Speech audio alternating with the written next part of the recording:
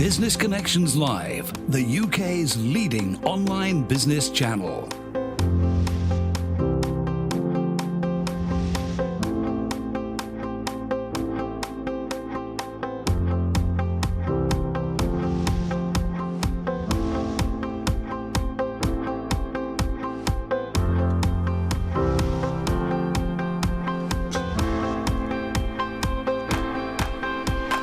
This is Business Connections Live with Steve Hyland. Hello there and welcome along to Business Connections Live, the program for entrepreneurs, SMEs and business owners. Now, we all have to do it driving for work, but what are the risks for employers and also employees as well, for that matter?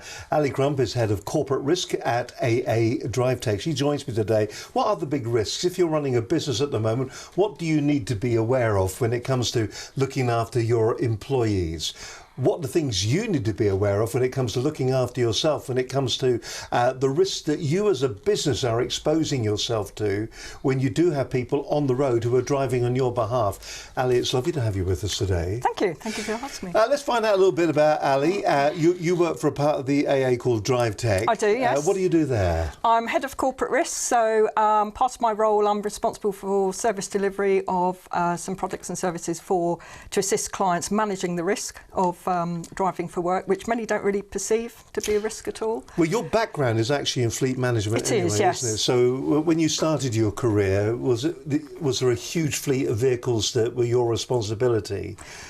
Yes, I work for a pharmaceutical company, and typically health and safety is very high up in their kind of priorities. I'd like to think so. Yes, definitely. And they naturally extended that to driving for work. So I ran not a huge fleet in terms of some of the fleets these days, but I was involved about 20 years ago actually, so it's going back a fair way now, in a driving for work programme that was rolled out across to the whole organisation. So I was part of a team that did that, and that's kind of started my passion for the subject, and really realising the risks that are there both for drivers and for the company as well. For the You're dealing with businesses, and of course on this programme we talk about businesses of all sizes, from the entrepreneur all the way up to the multinational. Yeah. You're going into businesses like that, and maybe not so much into the entrepreneurial kind of one-man band outfits, but once you start employing anybody to be working for you, and they're driving on your behalf, I take it there are responsibilities that you need to have. When you talk to businesses, what's the most common mistake that you come across, or the misconception that people have when it comes to fleet management? I think it's twofold. It's not appreciating that health and safety can extend to driving for work. I think it's more in the news now than it was, but we still do come across a lot of companies that don't fully appreciate that, and also that the responsibility is not just for car or company provided vehicles, it's for anyone who drives. So that could be what we call grey fleet drivers. So that's what do you mean by grey fleet? Okay, so grey fleet is where someone drives to work, but they do it in their own vehicle, claim mileage, or they may use a hire car. So for the company, the risks are there. They have to treat those drivers as the same as they would with anyone that they give a company. I say company provided vehicle because it's not just cars. It could be vans or LGVs, large trucks or whatever. Over the years, it makes it sound like you've been doing it for 100 years. I don't think it sound like that, but over the years that you've been involved with fleet management, from your previous experience in the pharmaceutical industry to where you are today, has the control of the company business driver, or at least the information gathering that you do in that particular area, has that increased? Is there more data available for the employer about past experiences that the employee has had? Huge. In terms of driving, there's now a huge amount of data available, and actually that's something that a lot of organisations don't realise, is that the answer's in their hands almost. They've got data on telemetry. So that says a lot about the driver. So when you've got telematics installed in a vehicle, if you analyse the data, you can get exception reports in terms of anyone who does harsh braking, acceleration, and basically, doesn't treat the car with sympathy, I suppose, for want of a better word.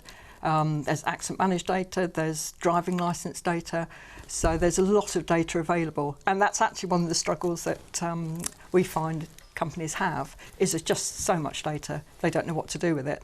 And that's where we can come in and help sort of do some analysis for them. As I say, on the accident management side, you know, you can look at your data for trends, so you could see which drivers are involved in multiple accidents, type of accidents they're having or collisions. And, you know, it's best to sort of get those trends early before it becomes a real issue. What about from a legislative point of view? Are there responsibilities as an employer that you must do now? Because Absolutely, I would imagine when I had a company car, I think it was very much a case of there's your company keys, car, off you get go. on with it. Yeah. Horse and cart, I've just been told, thank you very much indeed, that'll do. When I had my horse and cart, they just gave me the horse and the cart, Yep. and they said get on with it, and here's a hay card, fill her up whenever you wanted. Yeah. Are there more responsibilities now for the employer when it comes to the things that they've got to have in place within their business? So if I'm a 5-man band, do I have to have systems in place to protect myself? Yes, you do. And the key piece of legislation that underpins what we do is the Health and Safety at Work Act. And that applies to anyone with employs 5 people or more, must have an explicit health and safety policy. And that naturally extends to driving. Driving is actually one of the most hazardous, well, it's the highest cause of accidental death at work, which you know, may come as a surprise to people. So yes, you do have a responsibility for the company. It's a case of taking, and it's reasonable what they can reasonably do to manage the risks and the health and safety of not only their employees, but anyone who may be affected by their work activities. So if you take driving, that could extend to members of the public, other drivers, other road users. So yes, there is very much a responsibility. There's a raft of legislation that applies. And again, you know, for some companies that does come as a surprise. They hear about corporate manslaughter. That's just one element of. Who goes to jail? Is it the company secretary or the MD? It will be the directors, you know, ultimately. See, I think a lot of people don't realise that corporate manslaughter. That is, you know, that's somebody doing it on your behalf, nearly, isn't it? Exactly. And fines are unlimited. There's also if a company is prosecuted, there's been one that's been driving or vehicle related, and a very hefty fine. There has to be a publicity order, so that organisation must publicise the fact that they've been prosecuted, but also the level of the fine as well. You know, for some organisations, that can be very hefty and could seriously damage their operation. In your mind's eye, at what size company does it kick in? Because we've kind of said that you have the entrepreneurial single one-man band kind of organisation where I suppose it's self-preservation, isn't it? You're going to drive carefully because that's what you need to do. But then in saying that, I would imagine a lot of people can be reckless. But at what stage does it realistically kick in for the company as it grows? Is it the second employee, the third? Is it the third, fourth, or fifth? Is it a financial scale? Is it a company that's turning over £250,000, a small business? Who does it apply to? Honest answer is there's. I mean, we tend to, you know, our customers range from 10 drivers, even 5 drivers, up to thousands. So it really is. It's very small as broad as that. and medium-sized and large organisations. Exactly, and also apart from the legal aspect, you know, there's civil claims that can be brought about. So in your case of the entrepreneur, he may not have all the Health and Safety at Work Act applying to him, but if he, say, causes a fatal collision, then, you know, it's not inconceivable that the victims' families could sue him or her for that. And in fact, this week, actually, it's been reported that a cyclist who was killed in London, I think it was 2 years ago, 2014, the police didn't bring about the prosecution, but the family of the victim did. And they raised the funds, and it was something that was new to me, online. So they raised something like £60,000 online. Call it crowdfunding, which was a term I hadn't come across before. Oh no, we talk regularly about crowdfunding. Yeah, exactly. It was new to me. So that driver has appeared. In fact, this week I think the prosecution was brought about. So it's not just the health and safety side. You know, you can have a civil claim, and for a company, that's reputational risk for them. So, and imagine the one-man band. If it's a big enough fine, then that could put them out of business. Crikey, and you just don't think about that, do you? No. And I suppose when you're talking about large organisations and you see this corporate structure around you, you feel like you're nearly cosseted, aren't you? You're protected from anything else like that happening outside. But, you know, ultimately somebody somewhere within that organisation has to take the responsibility. Yes. Yeah, the buck will stop.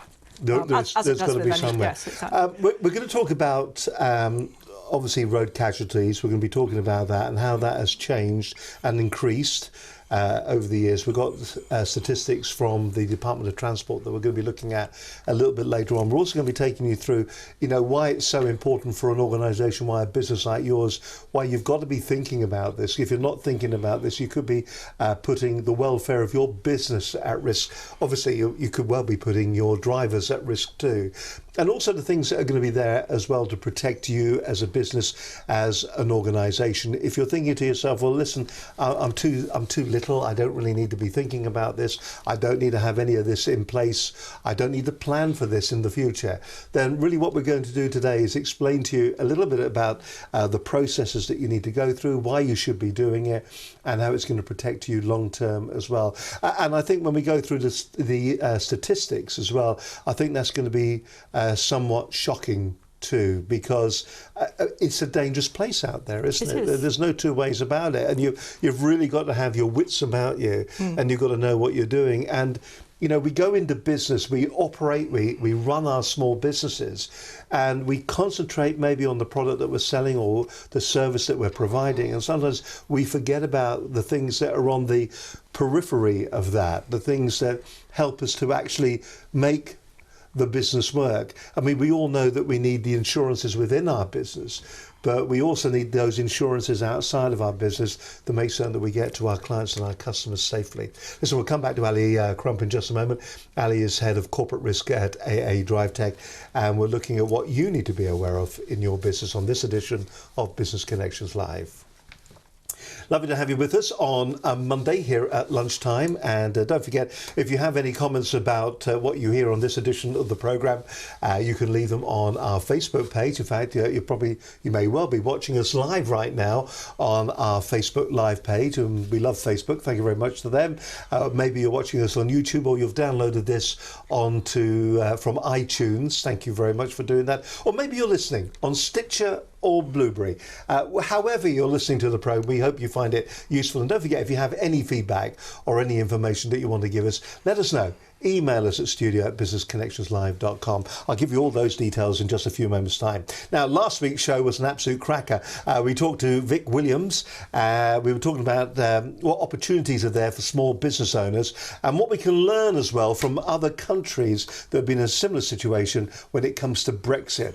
So Brexit, this juggernaut that arrived on our doorstep just a few months ago, what are the risks and what are the opportunities when it comes to Brexit for SMEs, business owners and entrepreneurs in the UK over the coming years? That's what we talked about. It was a great show last week.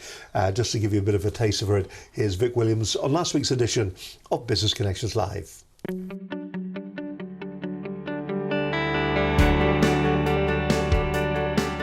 Now, on today's show, we're going to be discussing post-Brexit opportunities for SMEs and businesses. Are you a business? Have you been watching the television recently? Are you feeling just ever so slightly depressed at the moment with all the bad news that has been thrown at us? Is Brexit going to be that bad for SMEs and small businesses? Or is Brexit going to be the biggest opportunity that we've ever had? Or does it make any difference at all to what we're doing on a day-by-day basis? Joining me in the studio today is Vic Williams. He's the founder of the Audacious Company, and we're going to be talking about opportunities for SMEs post-Brexit. On the one side, you've got those people that are saying it's a great opportunity. We can make this work. Then you've got the other side, and that's the side that's going, we've become Little Britain. We've lost the great part. And I think what people need to understand is it's still Great Britain. It's a great opportunity. It's a great environment. What are the three things that keep entrepreneurs or SME owners awake at night? And the common theme that came through from that, and it's the common theme that I see as I go around various businesses, is firstly, cash flow. Secondly, what impact is Brexit going to have? And thirdly, what do we do about staff? I think a lot of people are talking about something that is fairly nebulous in the sense that there's no concrete structure in place. Nobody knows what's going to happen. And that's the perspective most people are talking about it from. I think what we need to do is, instead of asking that question, what is going to be the impact on small business, I think what SMEs should be saying is, what impact can we have? Are we going to lose access to the common market? Yes or no? Nobody can say. But the point is not the 500 million people that live in Europe. It's the 6 billion that live in the rest of the world. That is the opportunity. And I think that's what we're seeing in the market, is people are forgetting how to respond to disruption, because they're almost expecting disruption to be huge. These big events that disrupt the whole world. The Brexit is a disruptive event, make no mistake about it. But it's how you respond to it. It's how you react in that place that's going to determine tomorrow. If you were importing previously your product, your widget, from Europe, where it was manufactured, or from China or from India, what about looking at manufacturing it here? Disrupt the market yourself. Become a disruptor. One of the things that's, if you look at Apple, for example, huge disruptor in the market. And it's a disruptor that we felt over the years.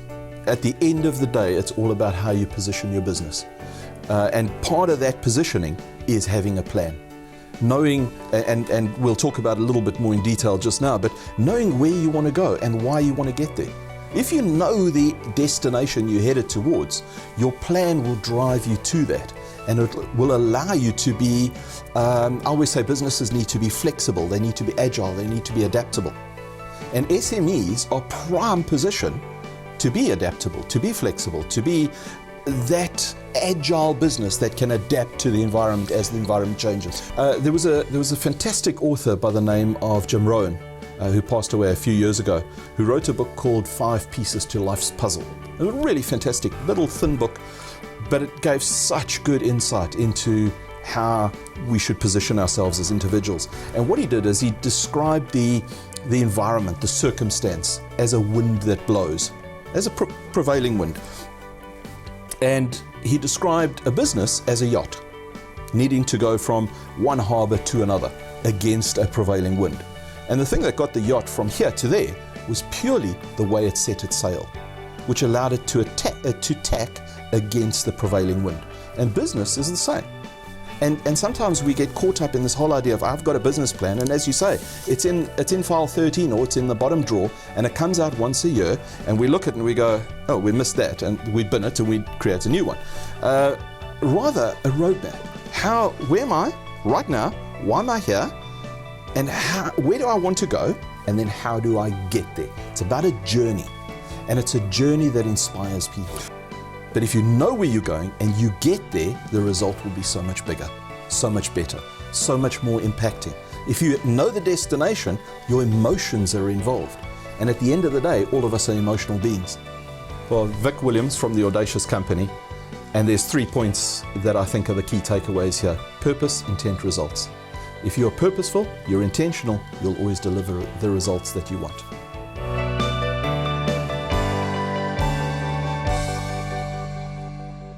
That's Vic Williams there. He's the founder of Audacious Company, and a really great show. If you do get the opportunity, do watch the entire programme. Don't forget, as I said just a moment or so ago, you can download it on iTunes, and I would love you to go to iTunes and to leave an absolutely fantastic review with 5 stars. And if you're not familiar on how to do that, simply go along to your iTunes on your PC, click on iTunes there so you can go along to it, find the actual page. You'll see there we've got ratings and reviews. Click on that. Click, there we are. Once you've done that, then just leave a great review for us. I love the program because I find it really useful, and then give us 5 stars, and that will really help us on iTunes as well. So if you can do that, we'd really appreciate it. Don't forget, if you'd like to contact us here at Business Connections Live, if you think you'd be a great guest on the program, well, why don't you get in touch? You can email us here at studio@businessconnectionslive.com. If you wish, you can also follow our train of consciousness as well, for that matter, on on Twitter at BCL Business TV. I'm moving him around, you see. And okay, I'll give the telephone number. Or if you want to talk to us live, you can give us a ring on 01784 256 777. And don't forget, you can also watch us on Facebook every Monday live, or you can leave your comments there throughout the course of the week as well, if you just go along to Facebook and watch us on that particular channel. Facebook, by the way, if you are a small business and you're thinking about using video at the moment in your business, then can I highly recommend that you do use Facebook Live. It's a fantastic platform, and what's nice about it is Facebook is so keen to promote live video feeds. If you put a live video feed up there, it will appear absolutely everywhere, and we are getting absolutely fantastic response from Facebook. So please do go along to our Facebook page and tell us what you think of the programme. You're watching Business Connections Live. My guest on today's show is Ali Crump. She's the head of corporate risk at AADriveTech. Today we're talking about the responsibilities that you have as a business when it comes to having your drivers out there on the road. What do you need to be aware of? How do you protect yourself as a corporate entity? How do you make absolutely certain that they're not going to cart you off to jail and lock you up because somebody, your representative driving one of your vehicles, it could be a van, it could be a car, has done something wrong? How do you control that? How do you organise your fleet and reduce your risk within your business? Ali, we were kind of talking a little bit earlier on about it's a dangerous place out there on the road. There's no two ways about it. The reported road casualties for Great Britain for last year. When you look at this, we'll just have a quick look at the chart that's here, but when we've got this chart, is this getting better or is this just getting worse? We've got fatalities there. They say that they're down on this particular chart. Is it getting a safer place out on the road at the moment, do you feel? Yes, I think it is. I mean, to put it into context, when I first got involved in driver risk management, as I said, it was about 20 years ago, that figure was 3,500.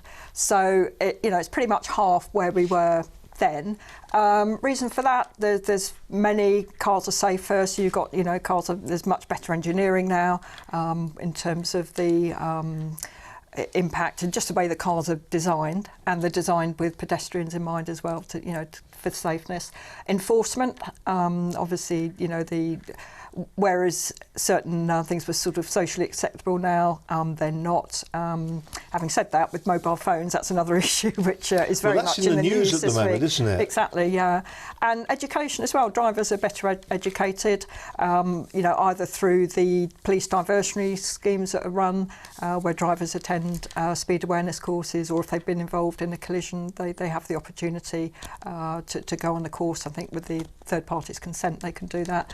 Mobile phones. So drivers are better educated. That's one factor. However, we've still got 1,730. I think it was just. No, it is. It's 1,732 people killed on UK roads in 2015 versus 3,200. I mean, it's getting. It's better. If any of these figures are, can be better, but, from 3,200 in 2005 down to 1,732. However, it's still a lot. And if you think, typically, we reckon about a third of those. And the way that's collected is in a fatal accident, what the police will do, which is why you get all the road closures, they treat it as an unlawful killing. Until proved otherwise. So that's why they do their investigations, and they're basically gathering evidence in terms of what happened, and what they're interested in is why the vehicle was at the scene. So was that a business journey or was it for pleasure? If you can imagine, if it's business, then that trail is going to lead back potentially to an employer. The condition of the driver, were they impaired either through drinks, drugs, or medication, or whatever, distraction? Or all three. Yep. Exactly. Yep. Whether they were licensed to drive, were they legally entitled to drive that vehicle? They'll also consider the condition of the vehicle. So was it defective in any way? Did mechanical failure cause that collision? So again, that could lead to these audit trails, which is why we do recommend when companies do embark on this, is they can provide evidence, and it is evidence if needed. So if worst case scenario, there's a business driver has caused a collision, what that could happen is that will lead the police to that organisation. Potentially, and I've known this happen to fleet managers, they will be interviewed under caution. which is certainly you don't want to find yourself no, there, exactly. do you? And as I say, I do know people this has happened to, and it's a situation they wouldn't wish on their worst enemy. Is there a bit of a cavalier attitude towards road safety then? And do we have any figures about the number of people as well involved in accidents on the road that are driving for business? It's typically it's about 25 to 30%, roughly. I'm hesitating because there are what we call grey fleet drivers, and the challenge some organisations have is they genuinely don't know who's driving for them. They don't know what vehicles are being used other than if they're company provided, and they don't know who is out there driving for them. So, all right, well, in that case then, let's talk a little bit. So I'm a business owner, I've got 5 people working for me. What kind of processes should I put in? What are the checks and balances that I need to do to make certain that for my business I am operating a safe, secure, I mean, there's a limit of course, but a safe, secure fleet, or at least that I am within the letter of the law and I am doing what needs to be done. What are the processes that you need to put into a business to do that? The recommendations that certainly when I go to meet customers and we as a business do is to first of all, have they got a fleet safety policy?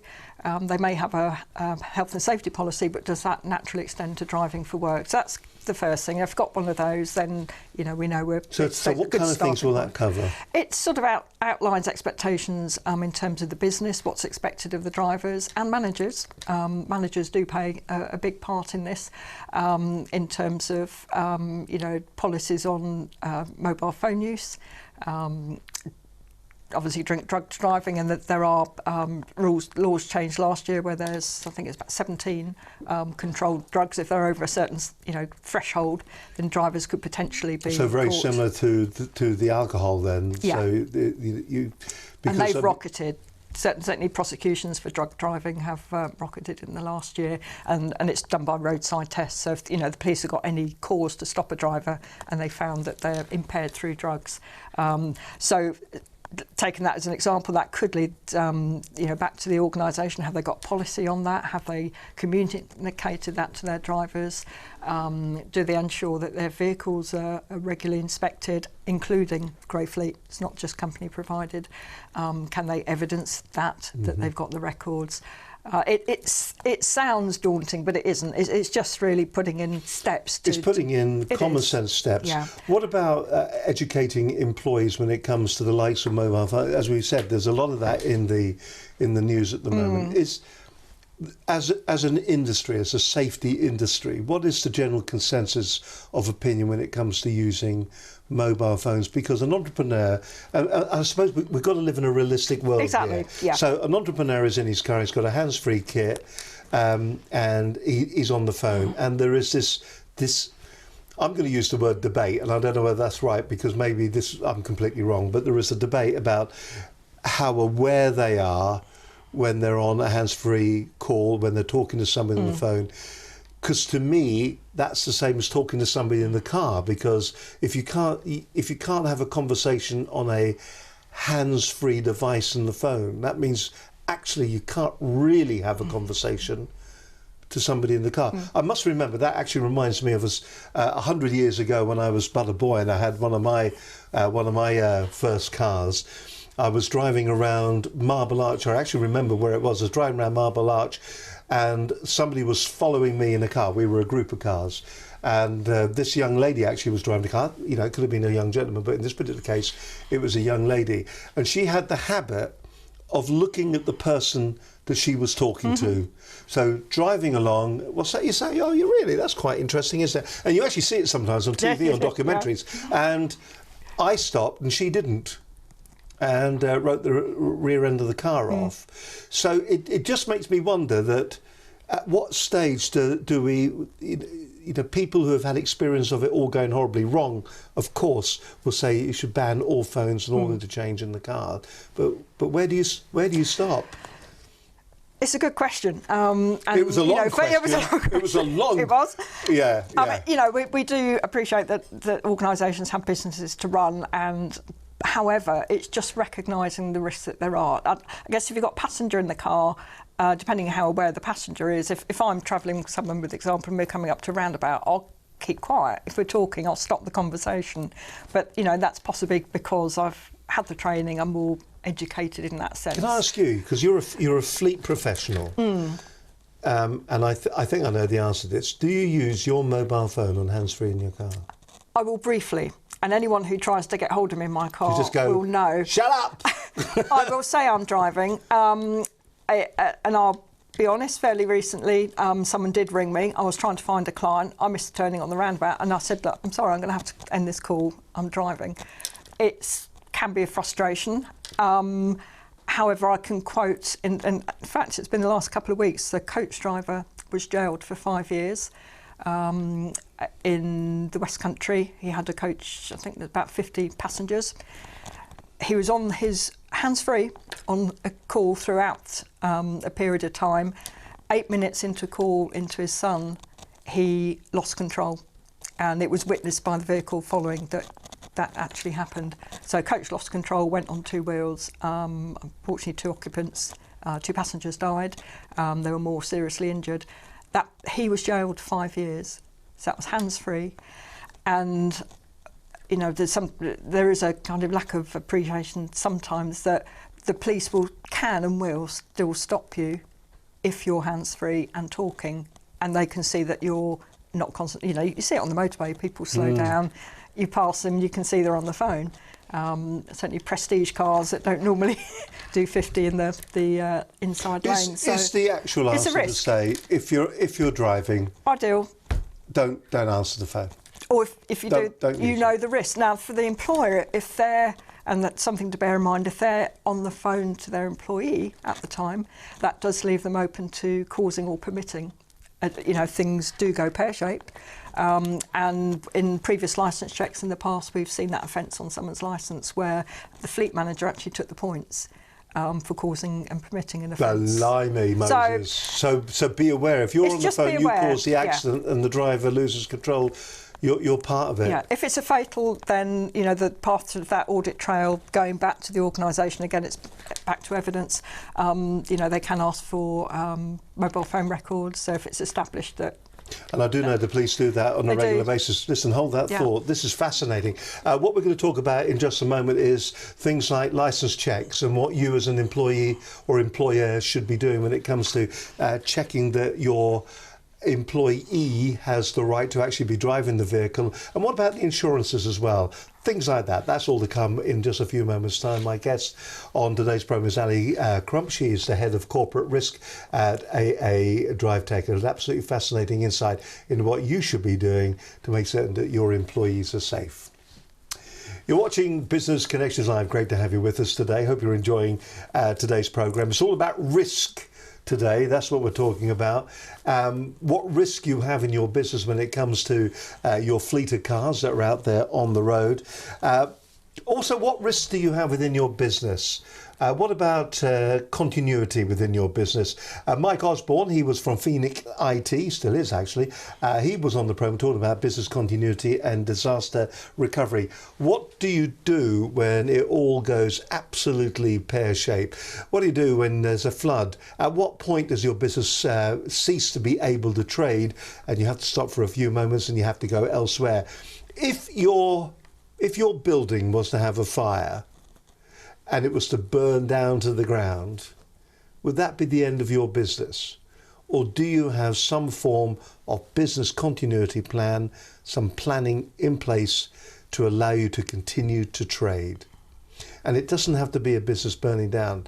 Where last week, a couple of weeks ago in fact, we had huge thunderstorms in the southeast. Huge thunderstorms. We had landslides the following morning, very heavy rain. We had flooding, localized flooding. That alone could actually stop a business from functioning. Maybe not long term, but in the short term. So what plans do you have in place when it comes to business continuity? As I said, Mike Osborne, he joined us in the studio. It's just a few pieces of advice that you should keep in mind from a previous edition of Business Connections Live. Mike Osborne, Managing Director of Phoenix's Business Continuity Division. Phoenix is a specialist business continuity. We're 25-year-old this year in terms of delivering disaster recovery and business continuity. We're UK-wide and we're nice people who know what we're talking about. We've talked about a lot on this session. We've created a website for SMEs, which is www.phoenix.co.uk/SME, and on there you'll find a lot of the reference material that I've referred to, a lot of general advice and white papers, and it's all there to review in your own time. Really interesting show. Okay, found out a little bit about his business, but if you do watch the entire programme, someone will tell me in a moment what show that is. You can find it, of course, on iTunes, or you can go to our YouTube website. More importantly, if you want to get all the details on all the shows, you want to get the show notes, things like that, links to our different guests, find out a little bit more about them, you can go to our website at businessconnectionslive.com.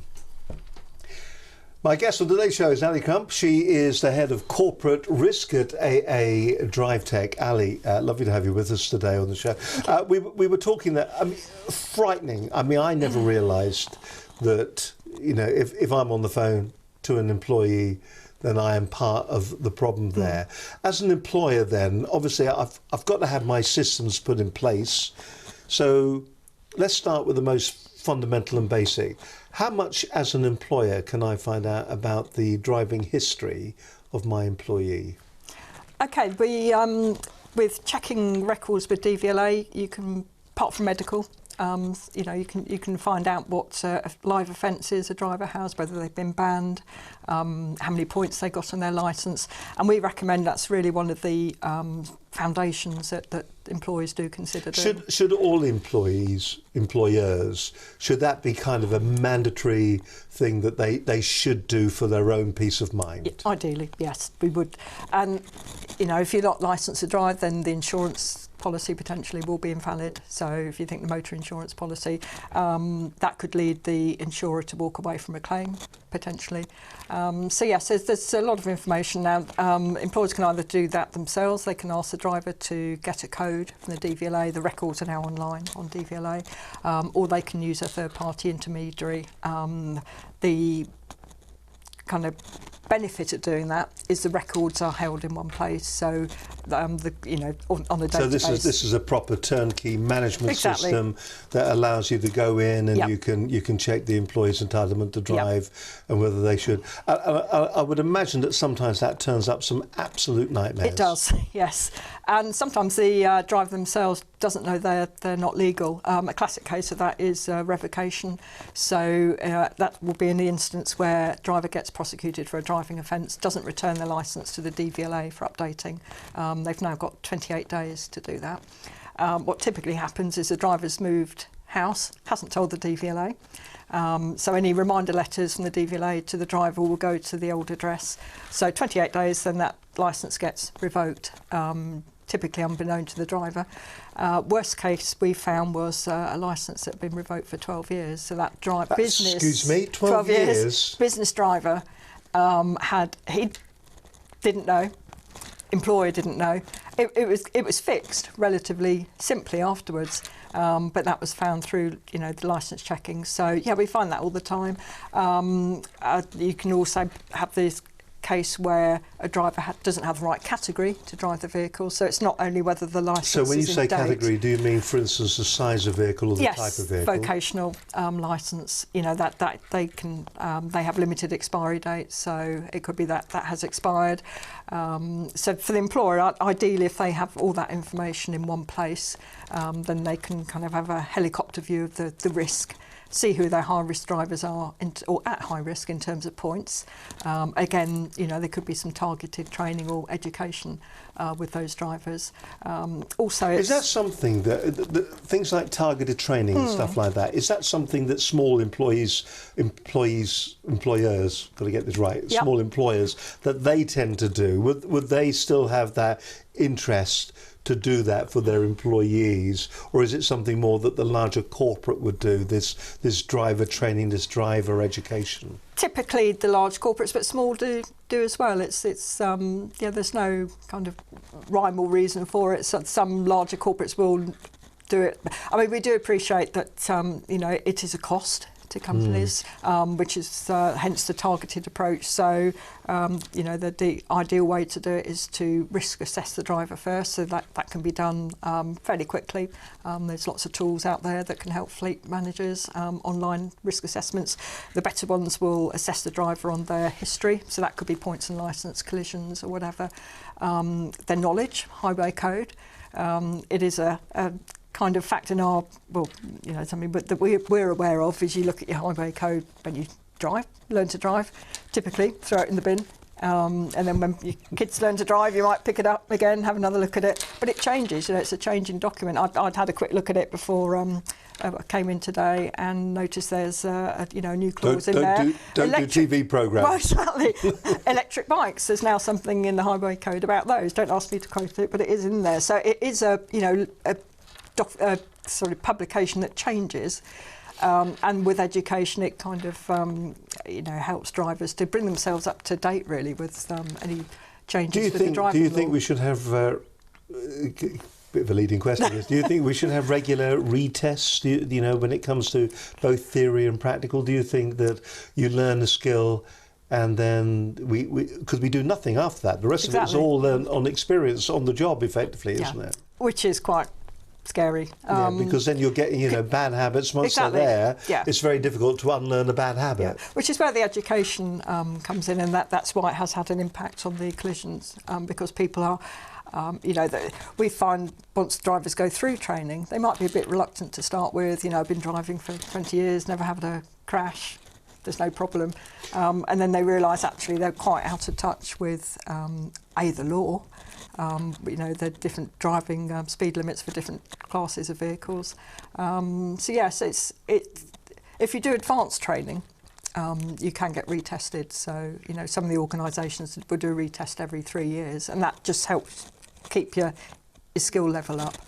I've got a question talking about grey drivers, and when I say grey driver, I don't mean grey drivers. I mean people that are driving their own vehicle. An area that seems to cause a huge amount of confusion. I don't know whether you're going to... Grey's the right word. The grey drive. A huge amount of confusion is going to be how do you make certain that you are driving legally? So if I'm using my car, and because you get it on the insurance forms, don't you? Are you using your vehicle to drive to and from work? At what stage does it change? What do I have to do to make certain that can I therefore still use my car to drive to work, but if I have to go somewhere else on work duty, do I have to, in connection with my work, so if somebody says, well, today you're not going to be at this place, we'd like you to go to this customer's place, just drive over there, we'll pay your petrol. Am I covered?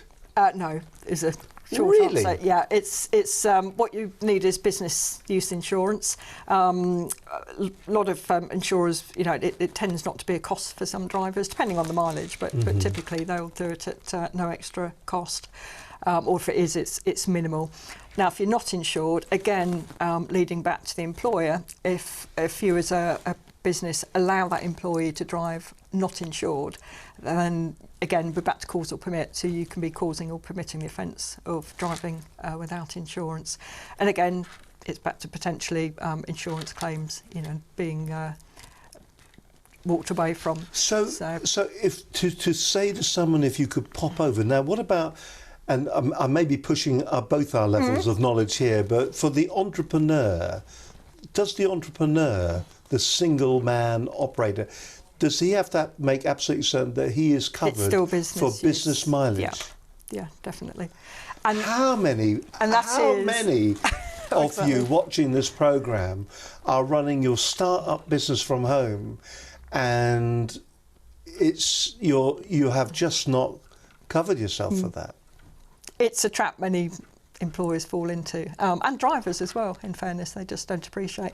But it's not only that, Steve, that you can have business class insurance but still have the wrong class. So say if you do commercial travelling as a profession, you can have business class. When you say commercial travelling, how do you mean? It's where you're kind of calling but without appointments. All right. So you can be insured, but if you haven't got that class of insurance, you can still be uninsured, if that makes sense. So there is still potential to be prosecuted for not having insurance. So it really is a minefield. So we do, and again with the grey fleet, we do recommend to employers that they satisfy themselves that all their drivers have the correct level of insurance. That also covers passengers as well on business, not just the driver. So yes, it is a minefield. So obviously there are loads of places that you can go for information, and you'll find you'll find those obviously online. We're going to get on to the benefits of implementing a driver safety program in just a few moments. I'll tell you what, we'll start now with that in Shelby. Where do you start? There are obviously organisations, I mean, your organisation, AADriveTech, I know would actually have something in place that you could do that, but how do you go about implementing it? Is it that you put a full stop where you are at the moment, you do a few phone calls? What should I be expecting, and what kind of cost should I be expecting if I want to implement that kind of safety program into my business?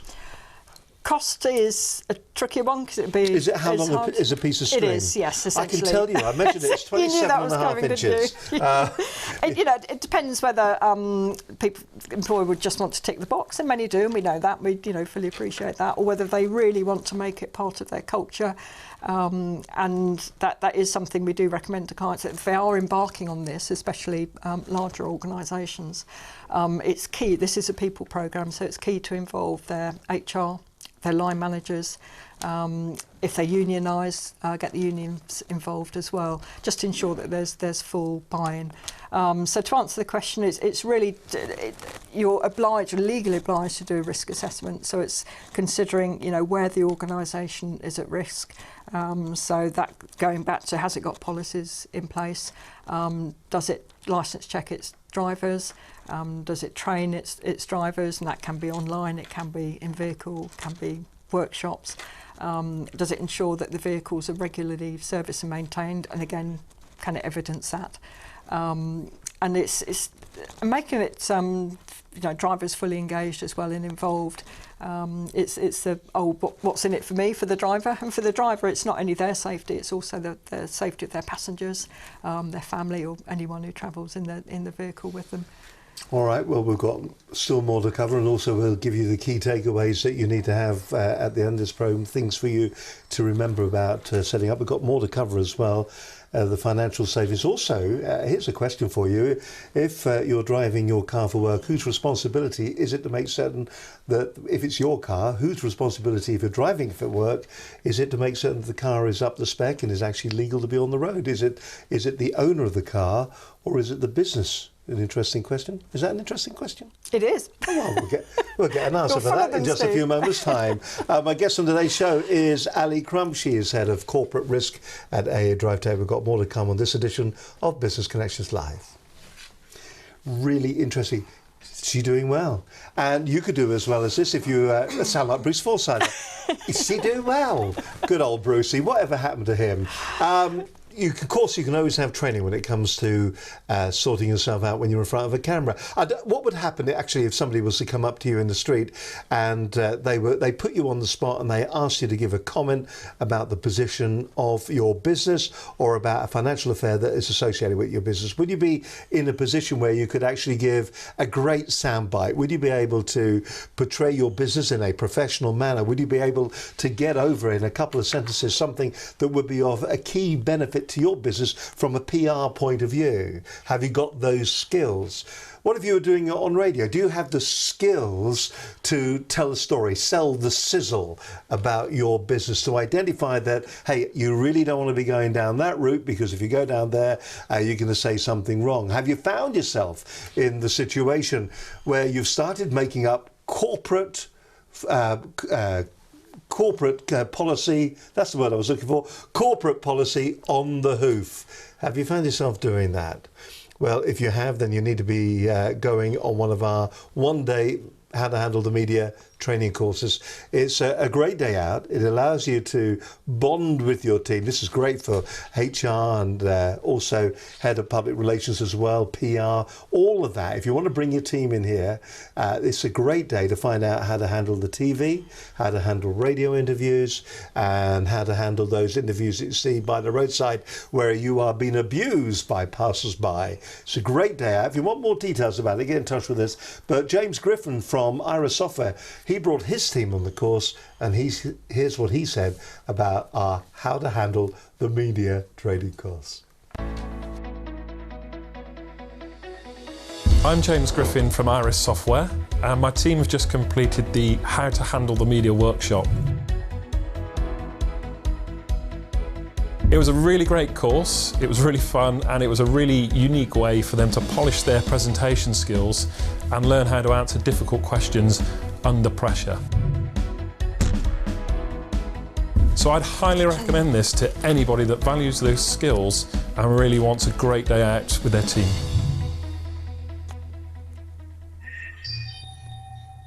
Actually, we had a lot of fun on that particular day. If you'd like to find out more details, the nice thing about the course, incidentally, is all turnkey. It's produced specifically for your organisation. So you'll have up to 6 people who come in on the training course, and the course is about your business. Now, it doesn't matter if they're from different divisions or different departments within your organisation. What we will do is that we will tailor the different interviews and what they have to answer. We will tailor it to that particular division. It's a great day. It's an entertaining day. And I think what's nice about it is it's an uplifting day. At the end of the day, you do learn some really new skills. So if you'd like to have more details about this, well, why don't you give us an email? Drop us an email, in fact, to studio@businessconnectionslive.com. And if you wish, you can give us a call too, and you can talk to myself, Steve Highland, or to Linda Bazant about how you can get your team on one of our training courses. Telephone number is 01784 256 777. Don't forget, you can follow our stream of consciousness. You can also use Twitter for that matter. If you want to send us a direct message, a DM, see I'm down with the kids, then that's BCL Business TV. And don't forget, if you have a comment or you want to send us a message, then you can always use Facebook as well, because we're there on Facebook Live. By the way, if you are watching us on a regular basis in the Cambridge area on Cambridge TV, thank you very much indeed for doing that. We really do appreciate it. If you're watching us on Roku, huge audience on Roku. If you're downloading us on iTunes, or you're taking us with you wherever you go by any of the other media platforms, things like Stitcher and Blueberry and a whole host of others, or if you're just watching us on YouTube or even coming to our website, thank you very much indeed for doing that. It's your support that helps Business Connections Live be so successful. You're watching Business Connections Live. Ali Crump is Head of Corporate Risk at AADriveTech. She's my guest on today's edition of Business Connections Live. We've been talking about your responsibilities as an employee and employer when it comes to corporate and company cars. And it's been a fascinating insight. We're at the stage now where we're talking about actually implementing our safety program. I've got here improved reputation. Do you think people do? Is that something that you shout and scream about at the top of your voice if you've got one of these safety programs in place? Definitely. If customers got liveried vehicles, then yes. Is this these signs on the back if you think I'm a good driver? Well, it's their branding. So if they've got their corporate branding on their vehicles. There was an instance many years ago now where there was a petrol tanker that was involved in a really, really nasty collision. The film crews, all you could see sort of couple of days was their brand, and one of the things, one of the actions they took after that was to actually remove the branding because it damaged the brand effectively. So yeah, we do say to customers, they've spent years building up their brand, and don't throw it away. Yeah, exactly. Don't throw it away. I remember once a well-known British airline. I was cut up by, and I did. Actually, a branded vehicle cut up by a driver, and I did actually phone the transport manager and I'm that kind of bloke actually. I am a bloke that will have a wine on anything, Just going back to the point that we had earlier on, the responsibility. If I'm driving my car for business, the responsibility lies where when it comes to servicing and maintaining the vehicle and making certain it's safe. At what point does it ever do we start to share the risk?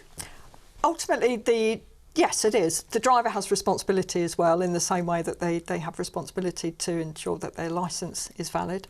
That also extends to their vehicle. So, you know, things like tyres, even if it's a company-provided vehicle, the driver is responsible for ensuring that the tyres are legal and, you know, they haven't been damaged in any way. Also, same with servicing, back to grey fleet. From the corporate side, it's having those controls in place that they're satisfied that that is being done. So there's ways of doing that. Either drivers can self-declare, or there's tools out there for fleet managers where on an online tool, drivers can, you know, register their vehicle, say when it was last serviced, what insurance it has, when the insurance So as an expires, employer, you can MOT. actually remind them when they should be getting servicing, MOT and exactly. things like that. You know, some of the systems out there, the system will do that for the driver. So there's a benefit for the driver as well, especially, you know, with MOT, which, you know, you can forget about. You know, may miss the reminders. And tax is more difficult now as well, because we Yes. don't have that visual reminder, that exactly. nag anymore. Yeah. Again, you know, if it's online, the system can remind the driver that the tax is due or overdue. So yes, it's a shared responsibility. But again, back to the company, there is, you know, there's a couple of pieces of legislation. There's one called PURE, which is Provision of Use of Work Equipment Regulations. That covers the vehicle in the sense that it needs to be suitable for the task, whatever that driving task is. It also needs to be regularly inspected and maintained, and the user of that equipment, so the driver in this instance, must be trained and competent. You've also got construction and use, which extends to things like legality of the tyres, lights, mobile phone offences, that's where that comes into.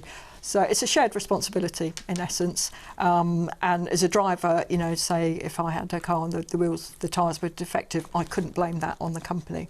However, the company, as I say, does. This must need be that. a nightmare for people like It is, yeah. that well-known taxi app. Because where does responsibility finish and start there? The real grey area, I would imagine, on that. What about when it comes to the soft benefits, the way the employees feel about? Do they, from your experience, do you find that people feel that they're being looked after, cared for, or do they think that it's Big Brother? I mean, we talked about telematics, where we know how fast they're going, how hard they're braking. And that's getting easier now to put into a car these days. It is, yeah. What kind of reaction do you get, and what do the people that you deal with say? Do the employees think it's Big Brother, or do they feel like they're now an important part of the business? I think, honest answer, it varies. It depends how the customer will position the programme from the start. So we always recommend that some comms go out, communication to the driver, just to explain why the programme's being put in place, what the benefits are, you know, to the driver, as well as the employer. We have some high-profile organisations that do sell it as a benefit. You know, some organisations will use it as a recruitment tool. So to answer your question, yes, drivers do feel that, you know, their employer is taking an interest in their safety. So yeah, it varies. But and some will take the other view, as you say, that you know, I don't need this. There's always this feeling of Big Brother in the vehicle, isn't there? There's always that kind of worry that, I mean, particularly when we're talking about telematics. For those people that don't know what telematics are, just give me the water cooler pitch on telematics. What can it do, and what are the benefits to an employer? It's equivalent of black box technology, so it's a piece of kit that goes in the car.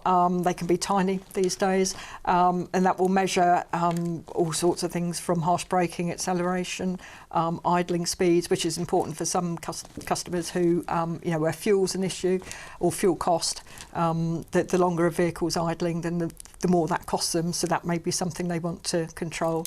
You can have something called geofencing with telemetry, which means that the car or the vehicle has an area, and if it strays outside that area, then a little flag will come up. Speed, you know, they can set thresholds in terms of if, say, it goes on, for argument's sake, 70 over the motorway, exception reports can be run. So there's a huge amount of data for the customer For the driver, you know, some companies will spin it for the driver and have competitions that, you know, will drivers who have good inverted commas telemetry results will get rewarded. You know, there's kind of different ways of doing it. But yes, it does sound Big Brother. It does, because it is. Yeah, they're less in company cars, or you know, the traditional cars. I mean, they are more in vans and trucks. But this is now becoming this kind of technology where it was retrofittable before, and it would be a box that would be plugged in. Is actually being built into the vehicles now, isn't it? So, I mean, things they are changing when it comes to the technology that is out there by the roadside. Where do you think, just very briefly, where do you think it's going to go in the future? What is the future for all of this when it comes to road safety?